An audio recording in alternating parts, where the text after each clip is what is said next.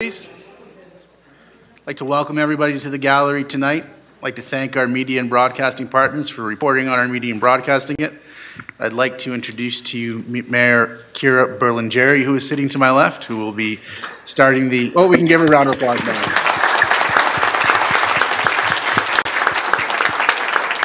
Who is here for item 5.1, and we can start...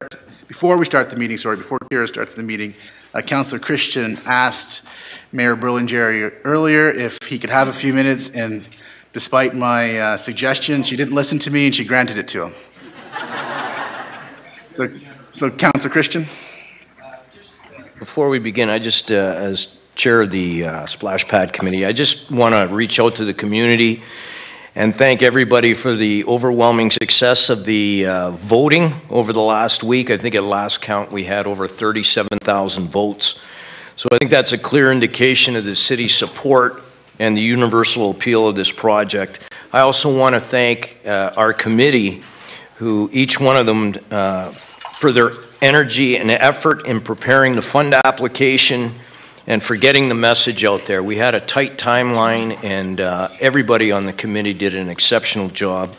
And of course, I want to thank the staff working behind the scenes. They often don't get credit, and they certainly do deserve the credit. And so again, thank you very much. It was an overwhelming success. Just remind the community at this point, we're hoping to make the short list of 15, and at that point, it's up to the Aviva Fund group and their selection committee to make the final choices. So hopefully we'll have some good news to pass on in the next couple of weeks. I was hoping I might be able to turn it over to Councillor Myers just for a couple of quick comments if she would like. Councillor Myers. Is that all right, Acting Madam Mayor? Okay, thank you. Yes, thank you, Councillor Christian.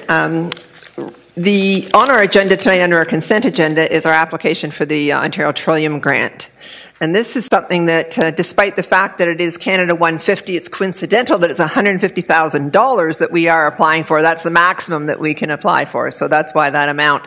There are other applications within the community as well applying for Trillium funding, so we do hope that we'll receive the maximum, and we just want to, again, thank many of the community who are supporting this project. There will be a few more announcements coming in the coming weeks, but we're quite hopeful that we'll be successful with the Ontario Trillium Foundation grant. And again, thank you as well. I'd like to echo Councillor Christian as our chair of the committee, thanking all of our staff, the community, and you, Mr. Mayor, and everyone. So thank you very much. Stay tuned. Okay, thank you, Councillor Myers. Madam Clerk, can you please start the meeting? Under agenda item 1, adoption of minutes, a motion by Councillors Nero and Shoemaker resolved that minutes of the regular council meeting of October 10, 2017 be approved. All in favor? Carried. Carried? Carried. Carried. Carried. Yeah.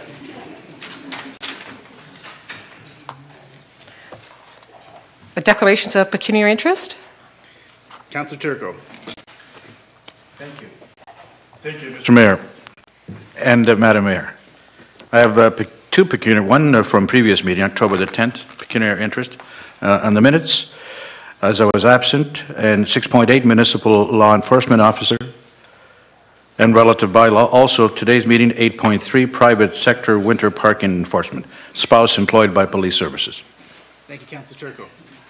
Anybody else? See none, Madam Clerk. Under agenda item 4, a motion by Councillors Nero and Huppinen resolved that the agenda for October 23, 2017 City Council meeting as presented be approved. All in favor? Carried. Carried.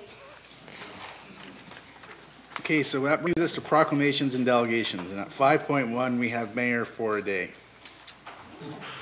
So we've introduced our mayor for the day, Kira, and I want to thank all the people that participated in this great contest. It's sponsored by Rotary North, so we really want to acknowledge the good work that Rotary North does in our community. And we do it as part of Government Week in the Grade 5 curriculum. So we received this year approximately 120 submissions, and there's a review committee of 6 people, 3 city staff and 3 people from Rotary North, who go through all 120 of those submissions. So I want to recognize all the kids that submitted and let them know that we went through every one of them. I don't go through every one of them. The committee pares it down to a short list of submissions, and we have Kira here. But we also wanted to recognize a few other submissions that were very good. We had Mary Plastino from St. Mary's French Immersion, Ashley Morgenstern from St. Paul's, Elena Brohart from Holy Cross, Lacey Levesque from St. Basil's, and Emma Houghton from Grandview. So Kira submitted a video, and it was exceptional, and there was a number of parts of the video that I thought were really special, but I think you're going to see, we're not going to show you the video, we originally were, but Kira's actually going to do her submission here with us. And you'll see the conclusion we drew, that it was very kind, and there was a lot of care in the submission about our community. So I'm going to pass the floor to Kira, and she is going to read her submission to become mayor for a day. Hey, Mr. Mayor, your search is over. You're looking at the next mayor of Sault Ste. Marie, Kira Berlingeri. Guess what? I'm only 10 years old. You heard right, only 10. I may be young, but I am naturally gifted like this community. You asked, why do I want to be mayor? Well, let me tell you. First, it would be exciting to make decisions along with my counselors. I would make a difference for everyone involved in our community. Most importantly, I would love to make the community a better place, especially for youth like me. Imagine having a youth board of counselors to provide input to the city to better our goals. Now, if I was mayor, here's what I would do. First, I would hand out flowers to people wherever I go. Just imagine the smiles. It would definitely brighten their day. And who knows, maybe kindness would be passed on to others. I would have an International Food Day. Why? Because I love to eat. Eating together as a community makes us one big family. So let's invite everyone to our table. Lastly, I would have fireworks every month. Just imagine getting together down by the boardwalk and having fun with your family. How did I come up with my ideas? Well, I surveyed my family and friends to see what important to them. And one common answer always appeared: to have fun in Sault Ste. Marie. Lastly, here are my top reasons why I enjoy Sault Ste. Marie. Reason 1. Sault Ste. Marie is a friendly city. Everywhere I go, people say hi. Reason 2. Sault Ste. Marie has beautiful waterfronts for families to enjoy walks on the boardwalk. Reason 3. It's a great place to raise a family, and there are many green spaces to explore. Reason 4.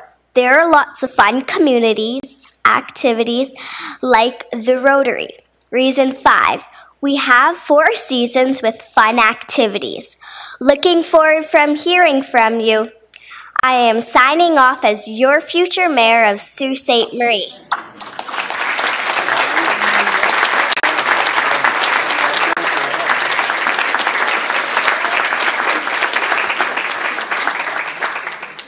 So, Councillor Hooperton, you wanted to make a comment? Yeah, absolutely. Thank you, Mayor. And thank you, Kira. That was awesome. I'd like to, if I could, at this time, just acknowledge some of these Sault North Rotary members that are in the audience. I'm also a member of the Sault North Rotary Club, and I know how hard they work for everything that they do. So if I could, I'd like to introduce a few of them. We have Mr. Bill Kitely. Hi, Bill. Nice to see you. We have Sandy Moore as our administrator. Hi, Sandy. We have Pierrette Brown. We also have 2 members that are new members. We have Sunny Spina, who is the chair of the Algoma Family Services Foundation. Hi, and welcome to the Sault North Rotary Club. And we have Brad Gregorini. He's the vice chair of the Algoma Family Services. So I know personally how hard they work for Sault North Rotary, and I just had to acknowledge everybody. So thanks for this idea. It's the 2nd year, and I just love it. Thank you, guys. Thank you, Mayor.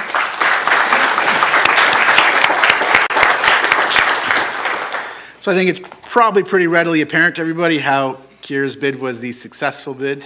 So I want to thank her for her submission. And obviously, when you meet her, you feel like our community's in good hands and we have a bright future.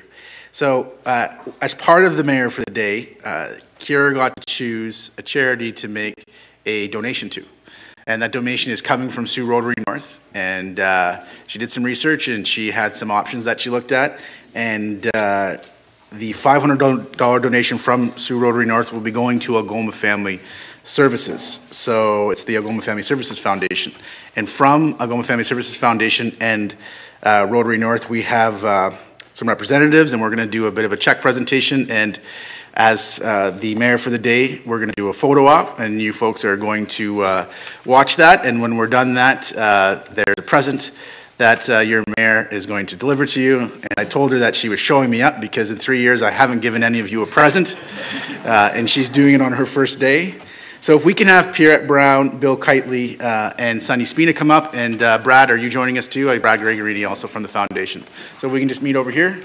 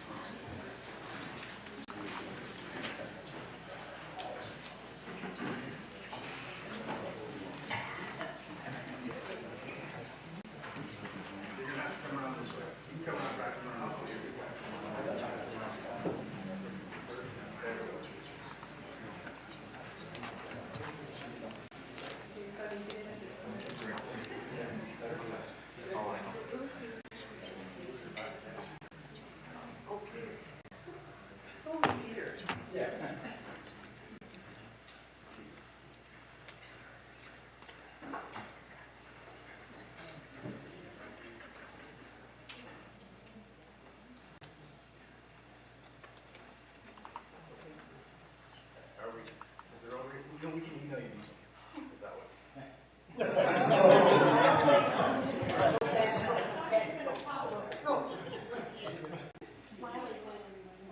These are mine.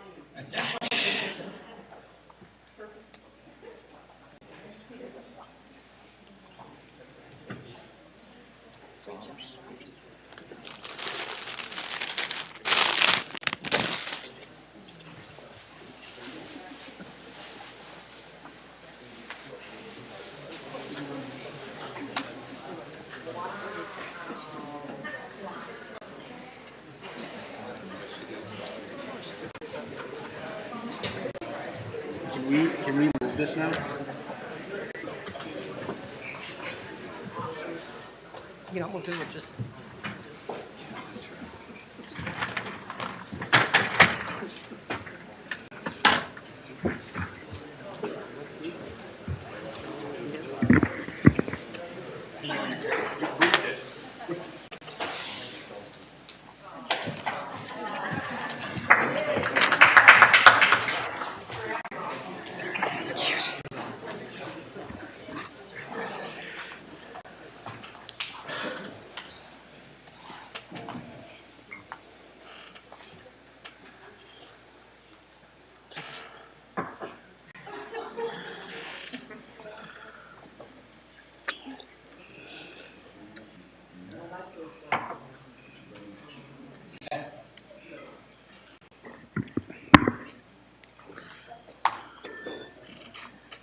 Oh, that's sweet. Thank you. Thank you very much. Okay, here. This is for you. Thank you. Thank you very much. Thank you. Thank you.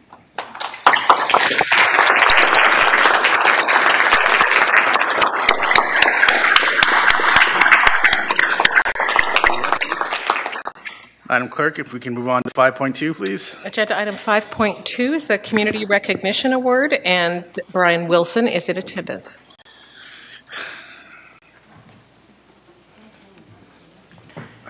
Welcome to Council. Well, welcome. Thank you, Mr. Mayor. Good afternoon, Mayor Provenzano, members of Council, and invited guests. It's with great pleasure that I present to you the recipient of the 2017 Community Recognition Award.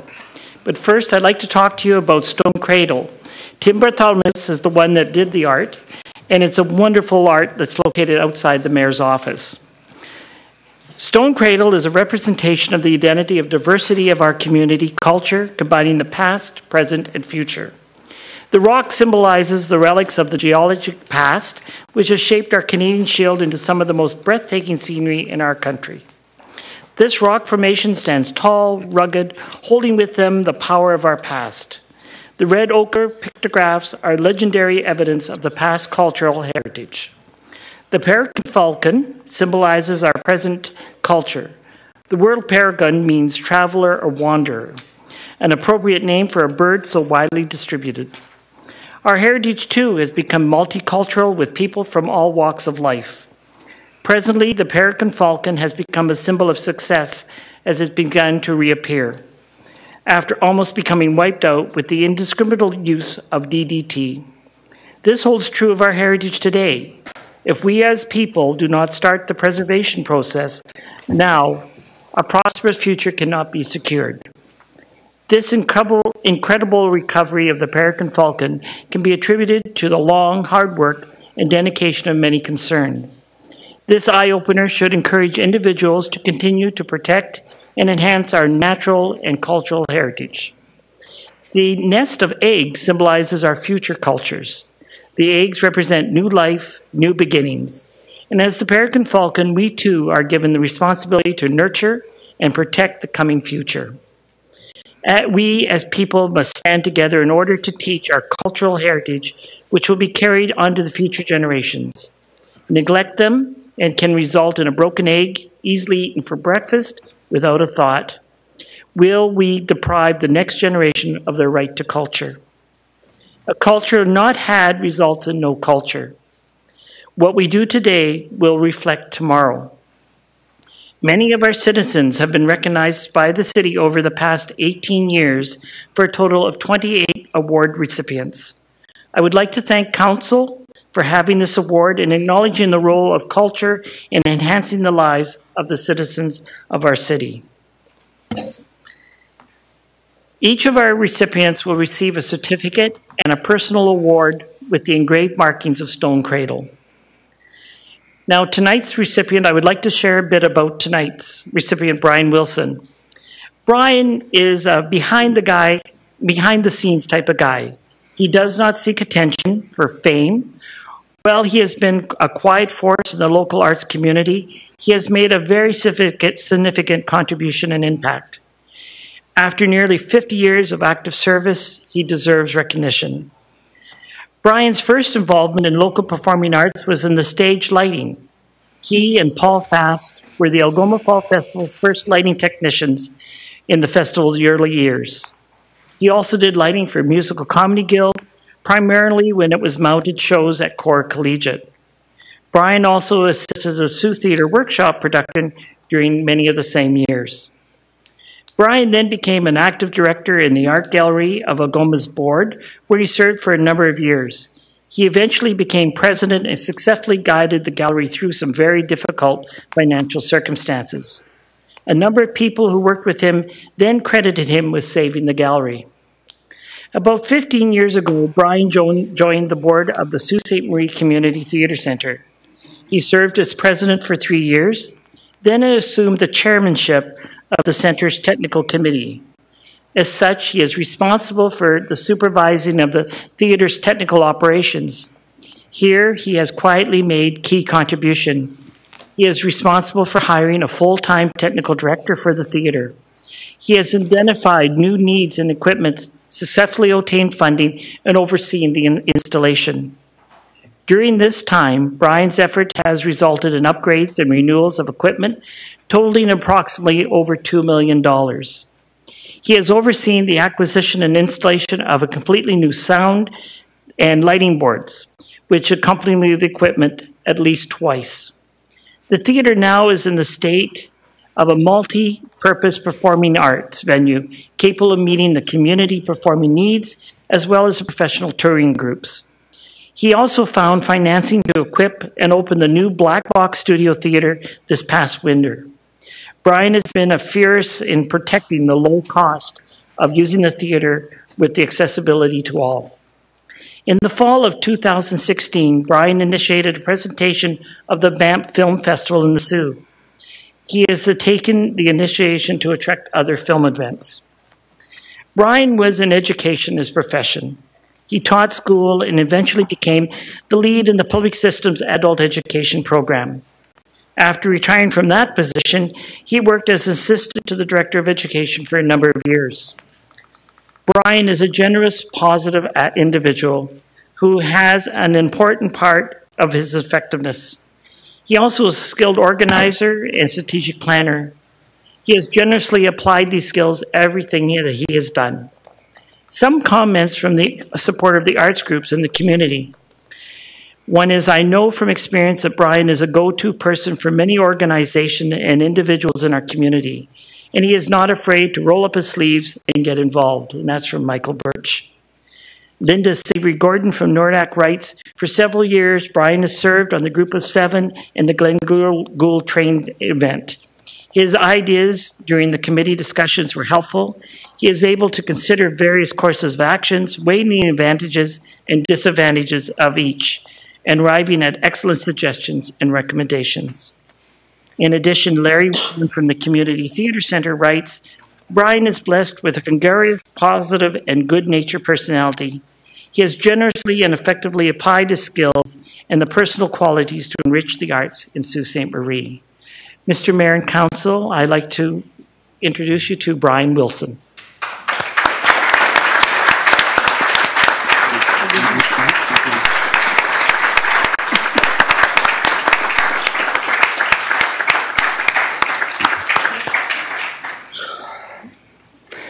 Your Worship, councillors and friends, I never really imagined I'd be nominated for an award like this. Thank you.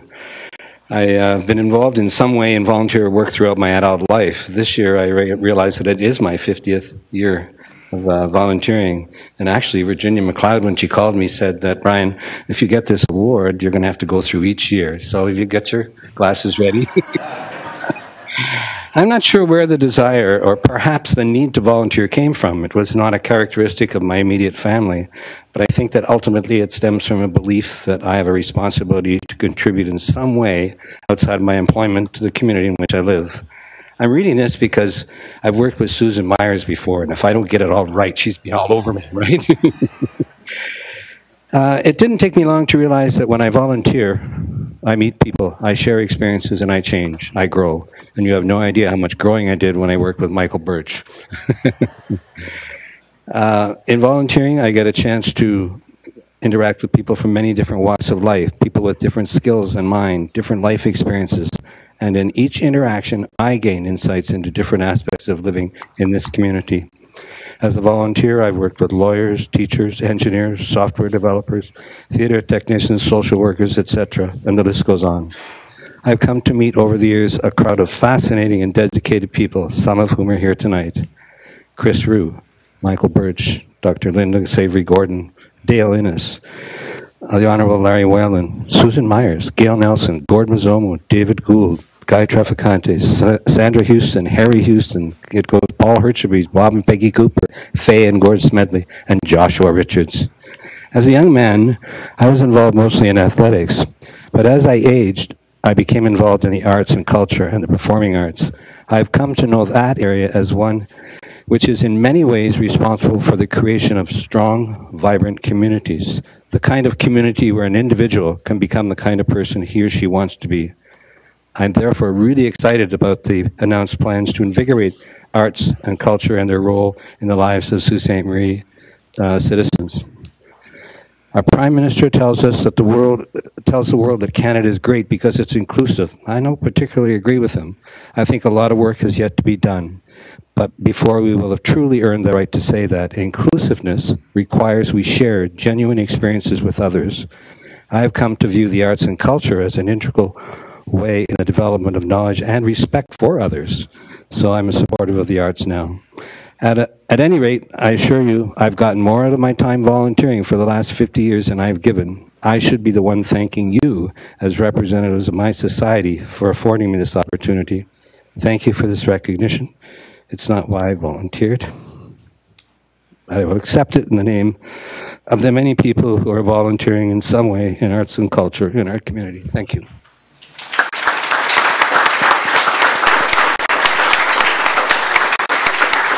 So, Mr.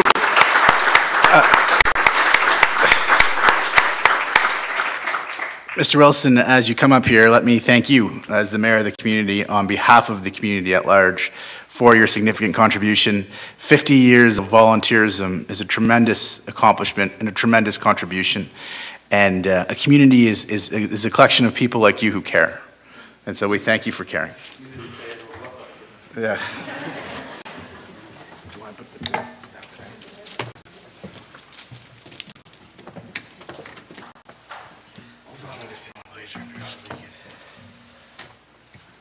So this is the Corporation of the City of Sault Ste. Marine Cultural Advisory Board Community Recognition Award presented on the 23rd day of October 2017 to Brian Wilson for a significant contribution and commitment in the field of culture, defining the cultural policy for the City of Sault Ste.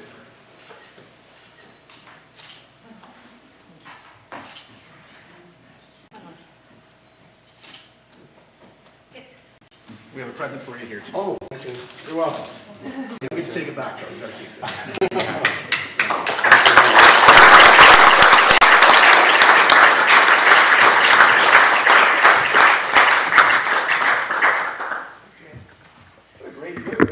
What a great meeting so far, right?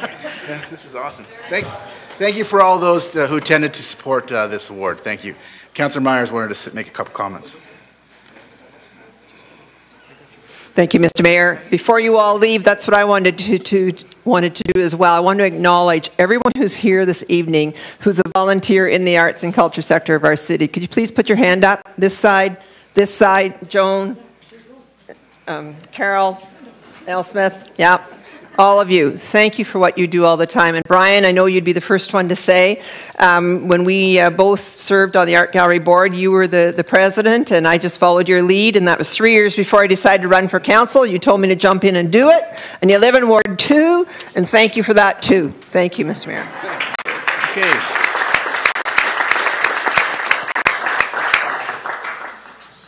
So we're going to move on to 5.3. We'd like to welcome Emily Wilkinson to council.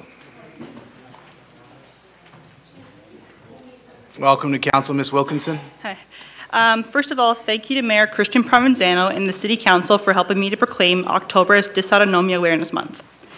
Imagine having an invisible disability that most people, including doctors, have never heard of. Not being able to get help for months, even years.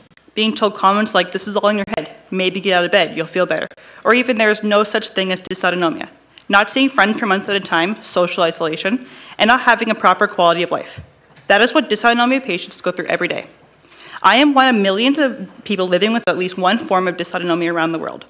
I didn't do this just for me, but for everyone dealing with this condition. When raising awareness, knowledge is key, and there is power in numbers. For all of those affected, standing up can feel like you're running a marathon. I've had symptoms since I was 9, with it picking up when I was 12, and even more when I was 14. But I was only diagnosed 2 years ago by one of the only doctors in the province who deals with this condition. And I'm still learning about my condition, how to go through life with it every day. At just 18, I'm dealing with a condition that has a similar quality of life to someone living with congestive heart failure and chronic obstructive pulmonary disease. Just think about that. My grandparents had more injury than I do. However, there is more hope for all of those affected. I graduated from Corat High School in June as an Ontario Scholar, and I'm now at Sault College studying early childhood education on reduced course load. I'm also playing and coaching soccer and volunteering at Grandview School twice a week. A big help in my life is the Dysautonomia Youth Network of America, where I'm a youth ambassador with many others from around the world. This is a place that I have made many friends, found support, and have had a lot of fun along the way. The organization's motto is live your recovery, not your illness. This helped me to get back into doing what I love to do, but also do what's best for my recovery. So if you know anyone that's officially been diagnosed with a form of dysautonomia such as postural orthostatic tachycardia syndrome, inappropriate sinus tachycardia, neurocardiogenic syncope, neurally mediated hypotension, generalized dysautonomia, or another form, and they are under the age of 26, go to dynainc.org to apply, or if you want more information on this condition. My next place to increase awareness is the local doctor's offices. I plan to get permission from my doctors to put information up in the waiting rooms and offices. During Dysautonomia Awareness Month, I invite everyone to stand up to dysautonomia with me and fight this not well-known condition that millions of people around the world deal with.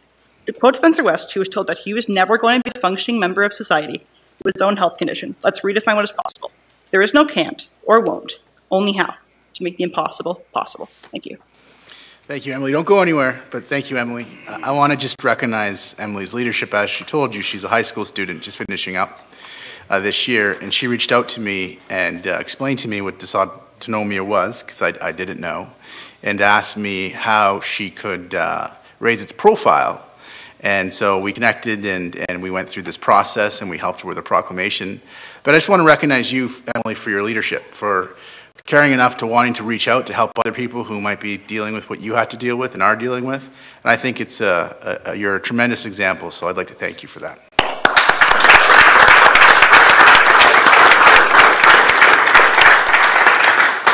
So we have a proclamation. Whereas dysautonomia is a group of rare and common diseases that result in a malfunction of the autonomic nervous system responsible for automatic body functions such as respiration, heart rate, blood pressure, digestion, body temperature control, and more. And whereas dysautonomia impacts millions around the world regardless of age, gender, race, or background, resulting in social, family, and financial stress, and in some cases great pain and suffering, leading to a poor quality of life. And whereas increased knowledge and awareness would assist in earlier diagnosis and treatment, as well as fostering support for the individuals and families affected, community support, and to reduce isolation felt by those affected. And whereas the nonprofit organization Dysautonomia Youth Network of America, which supports those living with all types of dysautonomia, encourages communities to participate each October by celebrating Dysautonomia Awareness Month, and would like to acknowledge the dedicated medical community, patients, and family members who are diligently working to improve education and support here in Sault Ste. Marie.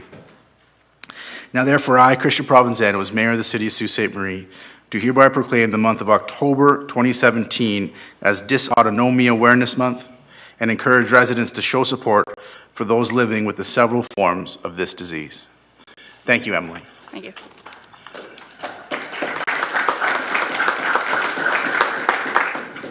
Under Agenda Item 5.4, Healthier Food Options Initiative, Jenna Matteo, Community Development and Partnership Coordinator with Recreation and Culture Division, and Luke Joss, the Healthy Kids Community Challenge Project Manager with Algoma Public Health, are in attendance. Welcome to Council. Hi. Mr. Matteo, Mr. Goss. Thank you. So I am Jenna Matteo, and I am part of the Active Sioux program here. And so I'm just going to go through a little bit what the objective of Active Sioux is. So I helped the people of Sault Ste. Marie provide more programs and initiatives that focus on sports, recreation, health, and wellness. I also help those that currently have programs and need a little guidance on how to promote their program or increase their participation in their programs. And then I help to fill the city facilities and help promote local events that are happening pertaining to healthy, active living. So I'm Luke Joss. I'm the project manager for the Healthy Kids Community Challenge. The Healthy Kids Community Challenge is a Ministry of Health and Long-Term Care initiative whose aim is to increase the overall health and well-being of children 0 to 12 in the community. The ministry puts forth a new theme, they call, every 9 months. The one we're in right now is aimed to increase the consumption of vegetables and fruit in children. So that's kind of where this initiative came from. So why we're here tonight, and Luke will tell you why. Well, in 2015, Algoma Public Health did a survey, and the results revealed that 83% of respondents wanted to see healthier options in some of our recreational facilities. And 74% of the respondents said that they'd be willing to pay a little bit more money to have those options. Some of the options that they wanted to see were fresh fruit and vegetables, smoothies, cheese, crackers, just little things like that. So we got together, Luke and I, and then the Community Development and Enterprise Services, and we collaboratively came up with a Healthier Food Options Initiative.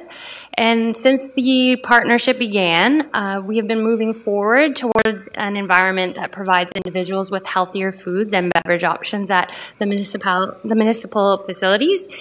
So there's 10 new items that you can purchase at each of the facilities, SR Center and the John Rhodes currently.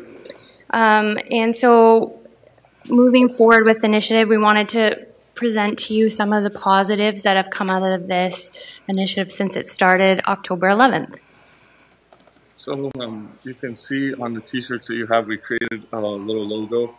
Because we work for two different organizations, we wanted some of our branding to be the same. So healthy kids, happy, or healthy choices, happy kids is the slogan that we've come up with. So kind of what's been going on lately is we have had these 10 options in the John Rhodes and at the SR Center since October 11th. Everything's been going really well according to the two facilities. We're currently working on some promotion. I'm going to be at the SR for the curling event November 15th, 16th, and 17th. There's supposed to be 1,800 kids coming through the 3 days, so we'll give them some vouchers to try some stuff and get a little bit of the word out to some of the parents and teachers that are going to be there as well. So we've had some early feedback already. We put out a social media Facebook blast, and 21,000 people have been exposed to the menu options, and some of the positive feedback has been healthy food and not expensive prices, always nice to have options, and I've been waiting for something like this. And personally, I went to the Rhodes over the weekend for a hockey tournament that I was in, and I tasted the strawberry banana smoothie, and it was very, very good, I must say. So looking at the units that have been sold, all of the 10 items, just under 2,000 units have already been sold from the Healthier Choices menu alone. So we just started, like we said, October 11th, and it's gaining popularity, and I can see great things happening in the future for that. So there's also a lot of community support. Algoma Public Health helped in creating the menu options, and they're going to provide support moving forward, whether it's consultation with new items, public awareness campaigns, or anything like that. So we've got a good support system going forward, so we think we can do some good stuff. So it's looking good so far.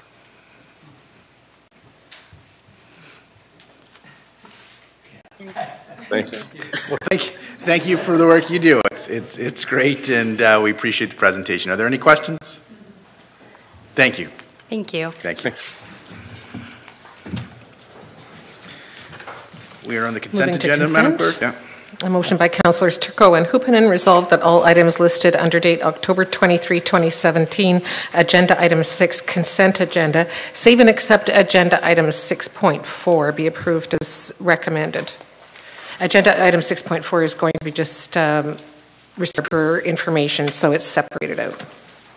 Yeah, just drawing to your attention, so on 6.4, the report is being received for information. You're not endorsing to go ahead and do that tonight because that should be really part of the budget deliberations. So you're just going to receive that for information, and that'll be added to the budget deliberations, and whether or not we move ahead with yard waste collection will be something that will be determined in budget. Staff meant to do that the first time around and didn't, and so this is just a correction of what they meant the recommendation to be.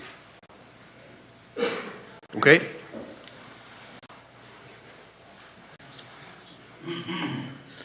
So, matters in the consent item agenda.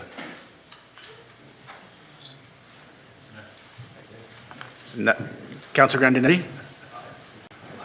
6.8, the erosion on West Perth Bay. Okay. Has the city hired an engineer to see the cause of this erosion? Okay, because, so sorry, through you to I guess would be Mr. Vare. Okay, so the erosion on West Perth Bay, Mr. Vare. Mr. Posabon? Sorry, Freddie. Through you to Mr. Mayor to Councillor Grandinetti, the report that was referenced in the council meeting was done by Down to Earth, and they studied the slope stabilization. They did the review on behalf of the owner. Okay.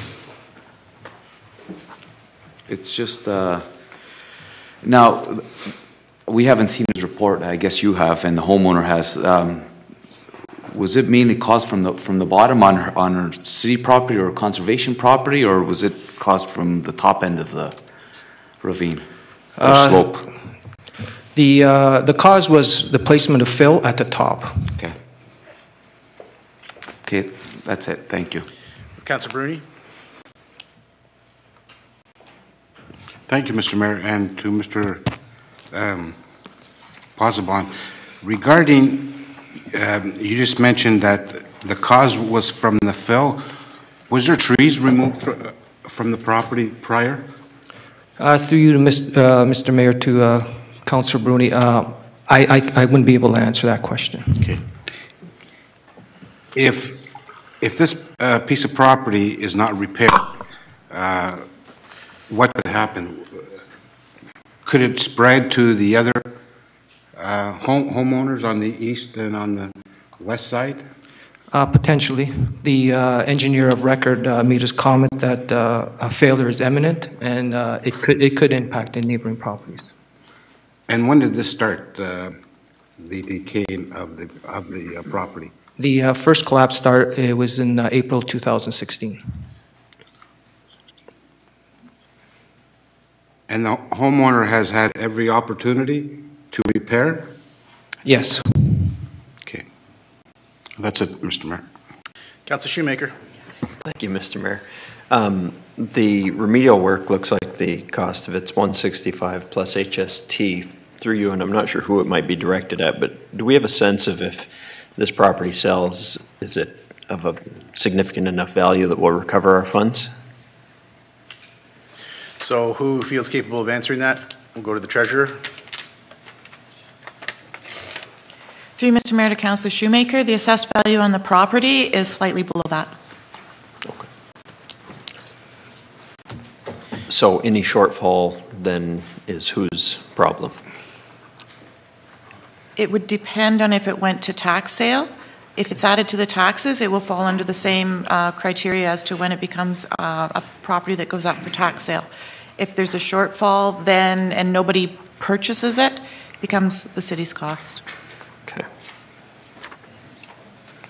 I just wonder if it's less expensive to simply buy the house than to remediate the... I don't think that's the. I don't think that's the issue, though, Councillor Shoemaker. The issue I don't think is the ownership of the house. The issue is like the potential further failure of the property around that lot. But is your question has the city staff assessed not addressing the issue and letting it be as it is? Well, no. Have they assessed whether or not it might be more beneficial to not remediate the problem, but get rid of the house that's on this particular property? So buy the property and then take the house down. And leave it. And then not remediate the problem. So again, has the city assessed whether it can just leave it as it is? Right. Without the house there? I guess, yeah. Is there an answer from city staff for that question? Well, through you, Mr. Mayor, to Councillor Shoemaker, I think there would be it'd be a risk to the municipality if it further failed. The engineer of record said in the state that it's in a quasi-stable condition, which means that there's a potential that it could fail again. And if the work isn't done, whether the house is there or not, it could fail, which could impact more of the property or potentially the neighboring property. Right. Okay.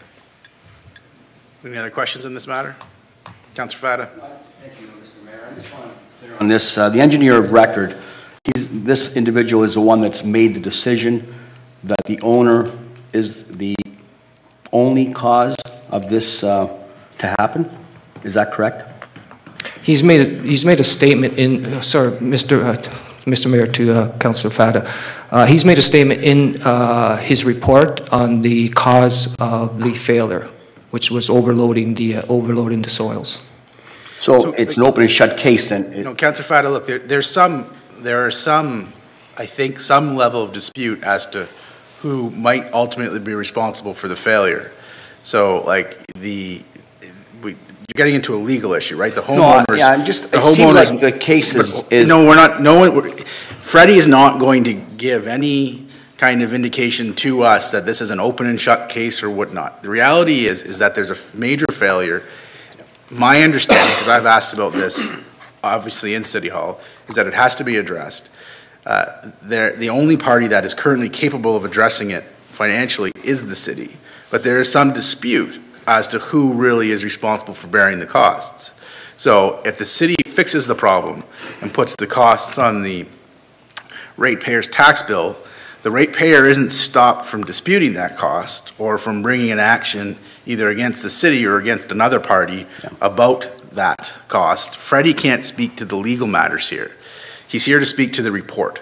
So he's not going to offer any comment on the legal matters. If you have a legal question, you should direct it to the city solicitor. But I think she's going to essentially repeat what I just said, because her and I met over this, and that's where I got my information from. So if you have a legal question, direct it to the city solicitor. It just concerns me, Mr. Mayor, because this isn't the first time this has happened, and it certainly probably won't be the last time. It seems like there seems to be a lack of education out there in terms of people dumping on ravines, and it would seem like this is something that maybe can be addressed through our website, because it is a problem, and it's one that results in heavy costs to someone. And it's really unfortunate that if the person that owned the property was able to understand the ramifications of doing this, of this dumping on ravines, that this concern to be avoided. But no, I just wanted to have a clear understanding as to what point we're at here. It sounds like it's clearly stating that the owner of that property is going to be responsible, but that may or may not be argued beyond the state. Yeah. Thank you. Any other? Mr. Graninetti, Councilor Graninetti? Thank you, Mr. Mayor. One more question to Mr. Pozzebon. I visited a site Saturday that they're filling in a ravine right now, and it looks like brick and scrap from different projects around town. And I called the Conservation Authority today, and she said, this was her email, and I will not say the address, the materials at the bottom of the ravine are present as per geotechnical study. It is a bit out of the ordinary, but the work will help in preventing further erosion on the property. To save a lot of money, would we be able to do something like this on this site, add fill from the top, from constructions like the old Isabel Fletcher School? Because that's what it looks like is going in this ravine. Brick and whatnot, and do it from the top, whereas it will barely cost any money for the homeowner. Through you to Mr. Mayor, to Councilor Graninetti, we have to follow what the engineer wrote a report on. He's the expert. That may be a different reporting mechanism, and potentially that was the best approach to that issue or situation. In this case, this engineer made it clear on how the work was supposed to be done. Okay. Thank you. Thank you, Mr. Mayor. Okay, anybody else on that item? Go ahead, Councilor Kropotich.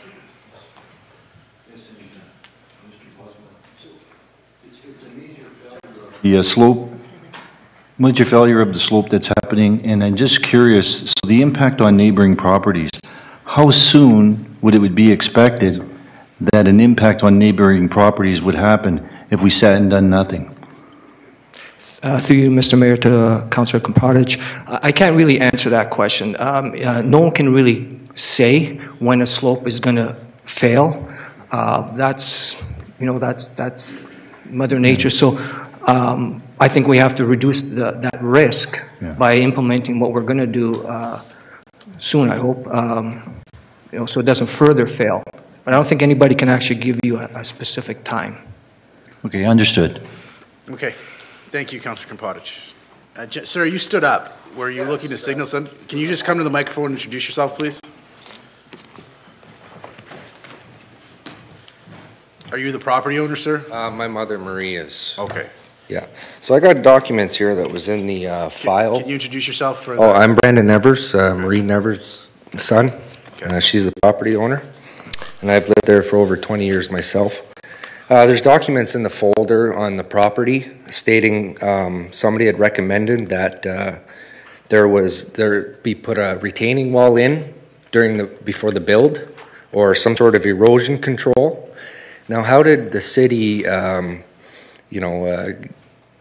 provide a building permit if nothing was done when it was suggested that something be done? We don't know what you're looking at, but mayor and council don't have obviously access to those documents. But what you're raising is a question that relates to who's responsible for paying for the remediation, correct? Just how, like what had happened, like it was brought to the attention like 40 some years ago that the bank was, unsure of the stability then.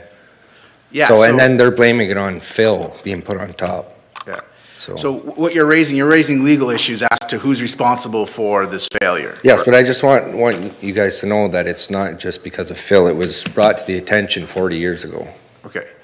So that's an issue I think that the legal department's going to have to deal with, but would your mother be of the opinion that something has to happen to fix this failure?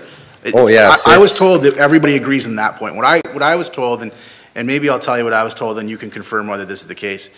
Everybody agrees that this issue has to be addressed. There's just some dispute over who's ultimately responsible for incurring those costs. So what city staff are here tonight to do is to get the authority from city council to address it. Right. Because they obviously can't go out and spend that quantity of money without council's approval. Yeah. Now, city staff, when they address it, will use a mechanism to add that cost to your tax bill. But I think city staff is aware of your position that it's not your cost to bear. Yes. I think what you're doing is presenting some evidence to us now that supports that proposition. Yes. But we're not determining tonight like whether or not that's valid or not valid and ultimately who's going to bear this cost. We're giving staff the authority to go fix this and spend the money, and then they're going to flag that, I guess, or add that through a mechanism onto the tax bill. But I think their expectation is that you'll be taking issue with that. But I guess do you take any issue with us tonight approving the job going forward? Well, no, the work has to be done. It's 12 feet from the back of the house and it's straight down. It's a drop off. And that's what I was told. There's some serious concern about the well-being and safety of not only you folks, but the people in the neighborhood, and we can't let this go any longer. Right, but like I tried to get a hold of the engineer, like if they fix it now how it is, 12 feet away, can he go back after and add what she had before if it goes in her favor? Because obviously she had more backyard than that. You know what I mean? Like, I don't know if they can go back after and add more on top of that. We're not in a position to answer that question. I don't know if the city solicitor would have anything to add at this point, but we're not in a position I don't know what the answer to that question would be. So when the work gets done, say it starts next week, sure, then it goes on her taxes? Well, didn't we have the city solicitor walk through here what the process will be, just so that it's clear to you and your mother? Thank you. Through you, Mr. Mayor, to the delegation, I'm going to answer part of your question, then I'm going to ask the treasurer to talk about the operational piece about putting it on your taxes. We have a report from an engineer saying that the cause of the slope failure was added fill, and I appreciate that you dispute that. So what we're going to do, if we get authority tonight, we're going to retain the proper forces to go in and repair the slope. But if in so doing, it's not decorative or it's not as it used to appear, we're not going to be addressing that. We're going to do the basic work to get the slope stabilized. If you think more work should take place, that'll be an argument that you'll have against the city, and I think probably it makes sense for you to hire a lawyer to help with that. Oh, yeah, we already did. And maybe the treasurer could tell you how, in terms of timelines, something like that would go on taxes.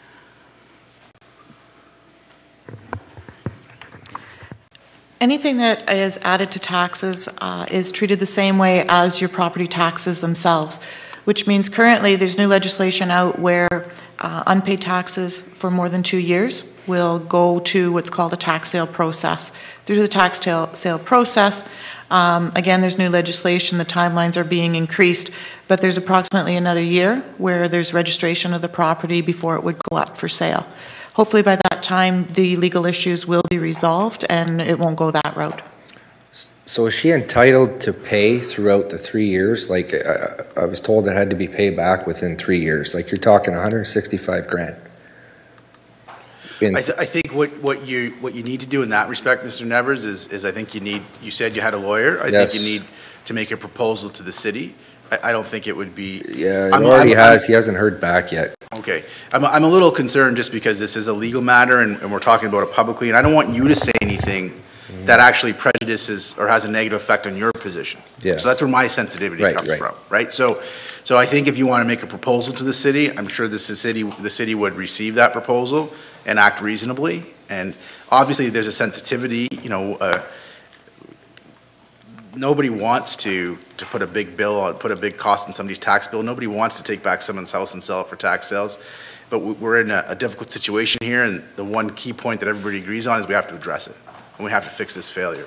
So I'd encourage you to have your lawyer contact the city solicitor, and if you have a proposal for the city solicitor, they'll consider that. Okay. Okay, thank you. Thank you. Anybody else on that matter? Seeing none, any other matters on consent? Councillor Myers?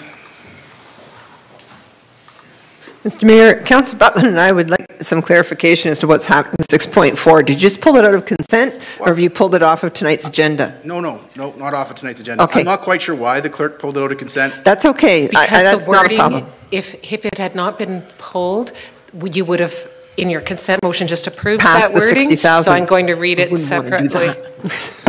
No, that's not. We just, Councillor Butland thought we understood it wasn't on tonight at all, and I think it's right out of consent. So Just that's receive. it. We'll do a motion afterwards to receive it as information. But we have questions about it. Yeah. So thank you. Anybody else on consent? If no one else has anything on consent, I do for the city engineer. On the road reconstructions, I was thinking about this. I was invited to a STAC meeting next week, so I'm going to be going to that. And when I was reading the reports about Bruce Street and Black Road, when we are designing our roads, is at what point do we consider active transportation in the design of the road, or how do we determine whether we're going to consider active transportation in the design of the road? Do we just apply the master plan?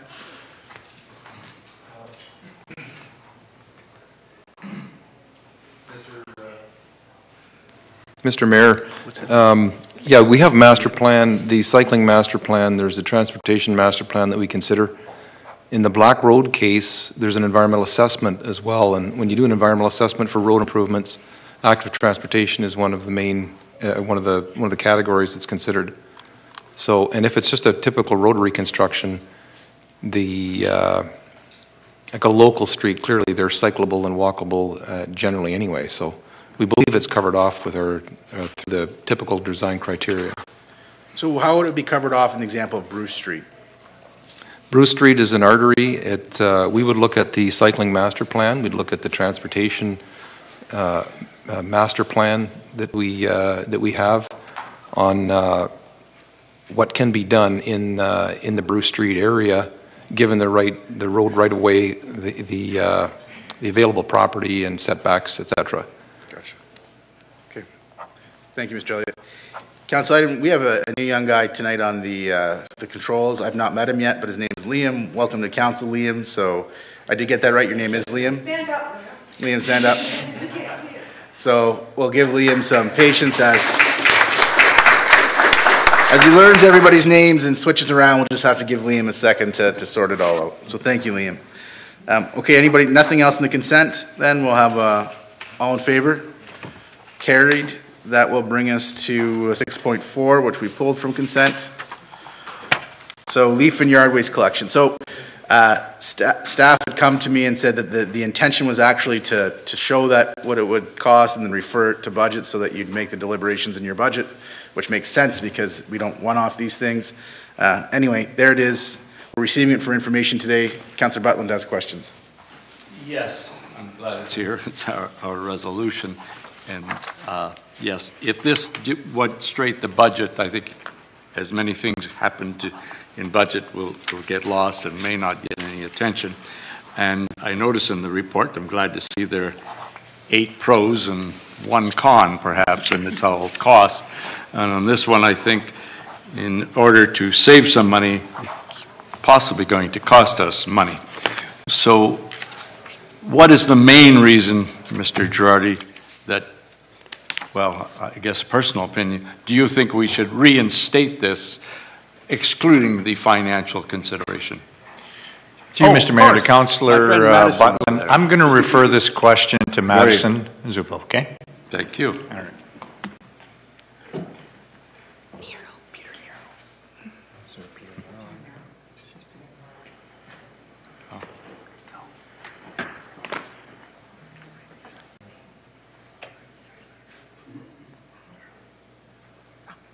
Thanks, Liam.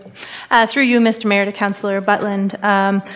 Yeah, there are 8 benefits and only 1 con, and I think there's sort of 2 that stand out in my mind. The first, obviously, is the convenience of leaf and yard waste to the public and having it curbside rather than having it to bring it to the landfill, or we were off, or not we, but the Lemieux Composting was also offering free drop-off there. But it's a convenience factor. There are regulations around leaf and yard waste and offering it to the community, but it's at the way we offer it needs to be convenient for the municipality and I think also convenient for the residents. So in speaking with staff, we have seen a reduction throughout the summer months of essential materials to meet temperatures and create the quality compost that we have in the past. But also the material that's produced out of this program is widely utilized by city staff. So both in the Parks Department in the springtime when we're doing our, flower beds and those types of activities. But I've come to understand too, more recently, that it's also used in restoration projects, lateral repairs, backfill situations, and we need to make sure we provide a quality product for those applications, especially doing restoration on public properties where we don't want to see weeds coming up in the following years. So meeting those temperatures is actually a essential part of reducing the amount of bacteria and weeds that are in the material. So those are the 2 main factors that we actually will avoid spending money if we can get a quality material or be able to use the material going forward. So, bottom line, simplify, I appreciate your answer. It's impacting our composting program, which we actually need for our own serviced area. Yes, through you, Mr. Mayor, to Councillor Butland. When I went out to the site a couple days ago and spoke with our staff, I got a good sense of what was out there. We have about 250 metric tons of material that is being stored for parks in the spring, which should bring part of our operations next year through to completion. We do have about 1,200 tons of material that was accepted last year that we didn't receive the greens to meet those temperatures. So we do have 1,200 tons sitting there, and my understanding from staff is that we could probably salvage about 30% if we get the greens back for next year. The remainder of it will either be screened again and used in potential backfill situations, or perhaps used as landfill cover, which also is a potential cost avoidance for us as well. So the material will get used, it's just not used in the way that we have in the past, which may result in a shortage of material. And then we are collecting obviously now for the fall, and we'll be able to utilize that material if we get the greens back for next year. Thanks, Mrs. Zupa. And one last one. I think this will go to Mr. Girardi, but I'm not sure. Is there presently a study going on with solid waste and perhaps incorporating, for instance, coffee grounds to expand our composting program? To you, Mr. Mayor, to Councillor Butland, we've chatted many times about the coffee grounds around the city of Sault Ste. Marie, and certainly if there's a way to collect it in a very cost-effective way, we would take the grounds, but right now we don't have a means of doing that. So I would have to say, is there a study going on right now? I would say not. Not in solid waste, maybe I'm just not good in the terminology. Through you, Mr. Mayor, to Councillor Button, you might be also thinking about our biosolids. I'm going to refer that to Don Elliott. Thank you. That's exactly what I'm speaking. Thanks, Madison.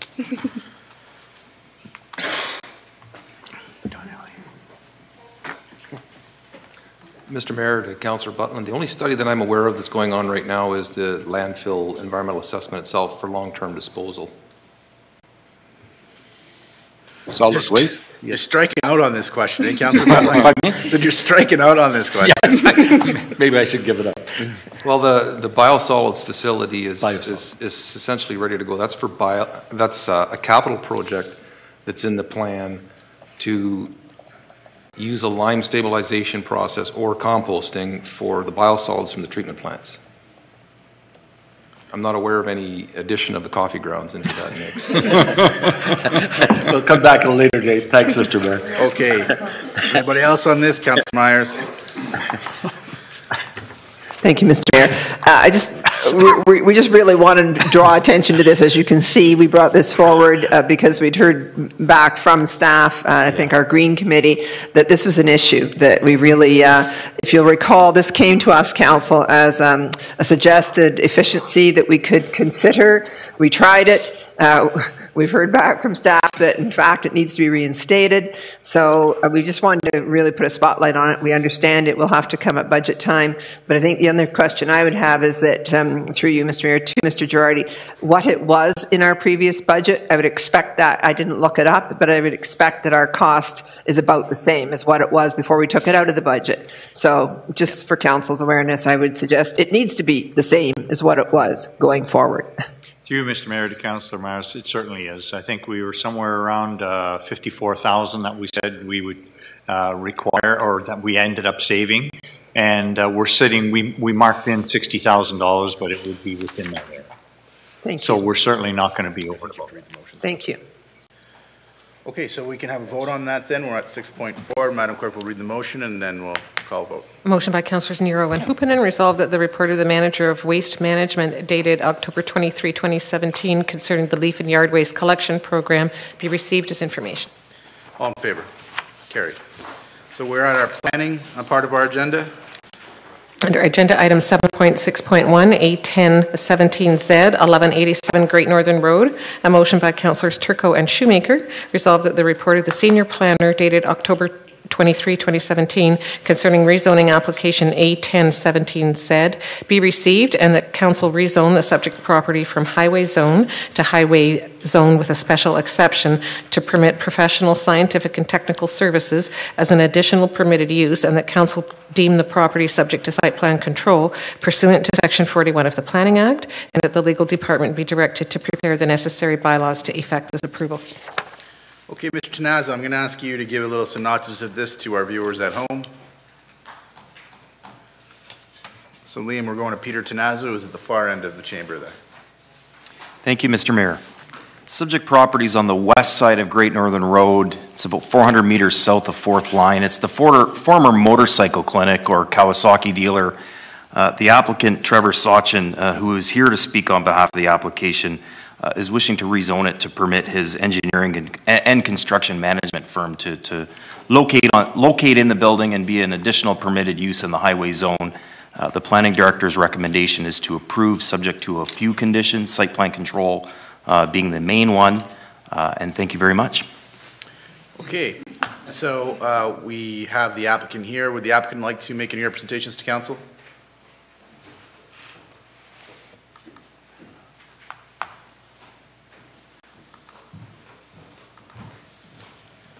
Hello, my name is Trevor Sachin. I'm the proprietor of Silver Lining Engineers, and I've just applied to have it rezoned to put my office for my engineering firm, and we also do construction management. We're not a contractor. We don't do actual construction, but we do project management and construction management. I don't have too much more to say other than what's in Peter's report, but we've been going through the process and just ask council to consider that today. Okay, thank you, Trevor. Is there anybody here to speak against the application? Seeing nobody, Councillor Shoemaker, you have a question? Thank you, Mr. Mayor. Through you to Mr. Tenazzo, I remember reading in here, perhaps I can just ask the question, you can point me to it. Is it correct that generally we don't allow office space outside of the downtown? Is that correct? Through you, Mr. Mayor, we don't allow major office space outside the downtown, and that's essentially defined as 300 square meters or about 3,500 square feet. This proposed office use falls well below that threshold. Okay, that was the point I was going to ask you to point me to. So this is not caught by our general prohibition on office space outside of the downtown. Through you, Mr. Mayor, yes, that's correct. Okay, thank you. That's my only question. Any other questions, council? Seeing none, all in favor? It's carried. Thank you, Mr. Sachin. Under agenda item 8.1, transient accommodations tax, a motion by Councillors Myers and Hollingsworth, whereas Tourism Sault Ste. Marie and participating hotels entered into a destination marketing agreement in February 2014 to promote the Sault Ste. Marie area as a tourist, convention, and sports tournament destination. And whereas the destination marketing agreement stipulates how participating hotels collect a destination marketing fee, which is paid into a destination marketing fund to be used in accordance with the objectives set out in the agreement. And whereas Bill 127, Stronger, Healthier Ontario Act, Budget Measures 2017, which has received royal assent but has yet to be proclaimed, amends the Municipal Act to enable local municipalities to impose a tax on the purchase of transient accommodation. And whereas the City of Sault Ste. Marie, Tourism Sault Ste. Marie, and participating hotels wish to continue the work initiated through the Destination Marketing Agreement, and whereas Tourism Sault Ste. Marie and participating hotels wish to establish an operating budget for 2018 on the understanding that the City will continue to fund the obligations budgeted by the hotels under the destination marketing fee, and Tourism Sault Ste. Marie equal at a minimum to the amount that would be raised by the destination marketing fee and currently contributed to Tourism Sault Ste. Marie. Now therefore be it resolved that appropriate staff be requested to review and report back as to the potential impacts of the upcoming legislation and how the concerns of Tourism Sault Ste. Marie regarding the current destination marketing fee might be addressed. Okay, any questions on that? Councillor Butland. Yes, could we have that person's terms, please? What in essence does it mean? Well, Mr. Mayor, I can address. Yeah, well, we don't expect that there'll be any change for next year, but I think so right now we have a number of hotels who voluntarily contribute to the Destination Marketing Fund. The province is introducing legislation whereby the city will be able to levy a tax on hotels and motels and and accommodations. So that has to be introduced, and there would have to be debate here on what we wanted to do, if anything.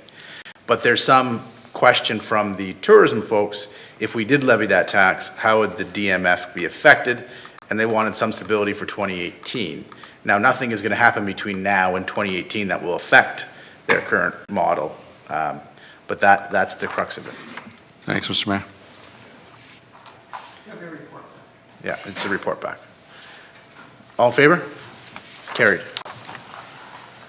Agenda item 8.2, there's an app for that. A motion by Councillors Shoemaker and Hupinen, whereas the City of Sault Ste. Marie has many online services available on its website, and whereas increasingly tourists, residents, and others are using smartphones to easily access data from anywhere. And whereas apps for smartphones can be great promotional tools and information sources, now therefore be it resolved that the City of Sault Ste. Marie examine developing an app where information on city services can be obtained, including but not limited to maps of heritage properties in the city, locations of recreational facilities, the corporate events calendar, and other information helpful to residents and tourists. Councillor Shoemaker, I never followed up with you. Did you connect with Mr. Vera about the app that we currently have? Yeah, I understand we have a portal, like a Sault Ste. Marie portal, but not quite, I don't think, anyways, unless I'm wrong, what we're looking for here. Correct, okay. So I was on the App Store on my iPhone looking for Sault Ste. Marie, and the Sault Ste. Marie, Michigan app came up, and it was very general and basic, but I noticed that it existed, whereas we didn't have one. So, you know, I checked out what other apps and other communities had. Heritage walking tours. There's a heritage walking tour that Councillor Hollingsworth was promoting a few weeks ago. I thought it would be great if we could have it on the app. So if you're not there between 10 and 2, you could still do the walking tour. You know, for people coming to the city, we have professionals who fly in and are here for a day, who, you know, sometimes are busy in the morning, busy in the afternoon, have half a day to kill. This would be a great way to promote our city, corporate events calendars, even, you know, buying tickets for the Old Stonehouse, or admissions, not tickets, but admission to the Old Stonehouse. Anything that we can sort of facilitate getting people doing things in our community, I think is something we should look at. Any other questions on this? Councillor Myers? I think Councillor Hollingsworth was ahead of me, but... It doesn't. It's, okay. Yeah, I checked with the tourism folks, both Ian McMillan and Carol Caputo. Carol's the district tourism through Algoma Country. And Carol was advising me that Ontario Tourism does have an app, and then it breaks down to the districts from there. I certainly don't think there's anything wrong with us having our own City of Sault Ste. Marie apps. When you search for an app, it comes up as Sault Ste. Marie, Ontario. I have no problem with that. I just want to make sure that whoever the staff lead is who's going to pursue this, make sure they talk to the tourism folks. So let's not go out and invent something that isn't something that we can't just build on. So both Ian McMillan for Tourism Sault Ste. Marie and Carol Caputo for the Algoma Country that takes in also the City of Sault Ste. Marie. Thank you, Mr. Mayor. Councillor Hollingsworth. Thank you. Through you, Mr. Mayor, to Tom Vare. First of all, I just want to say this is a really good idea, Councillor Shoemaker, Councillor Hoopman, excellent idea. I believe that we don't want duplication, so I just want to put this on the radar screen as a question. You were introduced just a couple weeks ago about an idea that has a draft already in front of you, and the mayor has seen it as well, called Positive Sue. To prevent duplication as we move forward, is it possible that we keep Positive Sue and this app idea on the radar screen and potentially link them up together? Through you, Mr. Mayor, to Councillor Hollingsworth, absolutely. I think that's the key thing, and as we're meeting with different groups related to the implementation of the recommendations from the Community Adjustment Committee, we've had suggestions for community calendars. We've had suggestions to better promote arts and culture events in the community, and I think that will be the key thing, to have something that's all-encompassing that we can use as a platform for all these types of information needs and distribution of communications in the community, whether it be for tourists or local residents that are looking for more information. And then also, how do we, to the Positive Sue point, have more information and communications highlighting the positive things going on in the community. Right. A few more questions to you, Mr. Vare, with regards to the Positive Sue and this app idea. Is there right now a committee, or is there going to be potentially a committee struck that will be looking at all this type of communication, Positive Sue, the app, and so forth, where we can bring all the expertise people, to Councillor Meyer's point, to the table to make sure there's not duplication, to make sure that they are sewn together and that the outcome is the same outcome that we all want? Through you, Mr. Mayor, to Councillor Hollingsworth, yes is the short answer. Through the Community Development Roundtable, as well as some of the recommendations we know is coming forward related to the brand and the brand council initiatives, there will be a committee that will be charged with that. And one final question with regards to Councillor Shoemaker's idea about the app. In your opinion, is there an opportunity for this app to be part of this group that you just talked about? Through you, Mr. Mayor, to Councillor Hollingsworth, yes. Thank you. Thank you. All in favor? Carried. Agenda item 8.3, private sector winter parking enforcement. A motion by Councillors Shoemaker and Grandinetti, whereas winter roadside parking is prohibited from November 1 of each year until April 30 of each year, and whereas the restriction is in place to facilitate snow removal, and whereas currently police are tasked with enforcing winter parking restrictions, now therefore be it resolved that the Police Services Board be requested to investigate contracting out winter parking enforcement, as well as options for said contracting out, including fixed yearly prices, fees per ticket issued, or other possible structures, and report back to Council. Before you get into this, Councillor Shoemaker, two things. One, I think I'm going to ask Councillor Bruni to confirm, but Councillor Bruni and I sit on the Police Service Board, and I'm pretty positive that the Police Service Board is looking at this and is working with city staff on this issue, and looking at it actually being responsible for issuing parking tickets at all. So it's a live file as between city staff and the Police Service Board. And the Police Service Board has, I think at our last meeting or our meeting before that, passed a resolution authorizing the police services to do this. So you guys had this on there, so my inclination was to take it off, but you wanted it on. It's being dealt with. I'm a little sensitive to this body, like asking another body to report back to it. you know, you have 2 representatives on the police service board, and me and Councillor Bruni, and we can assure you that this issue is being looked at.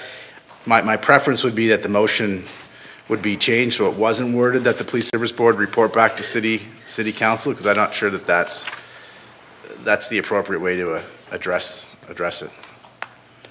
Councillor Myers? Sorry, let me go to Councillor Shoemaker first, because it is his motion.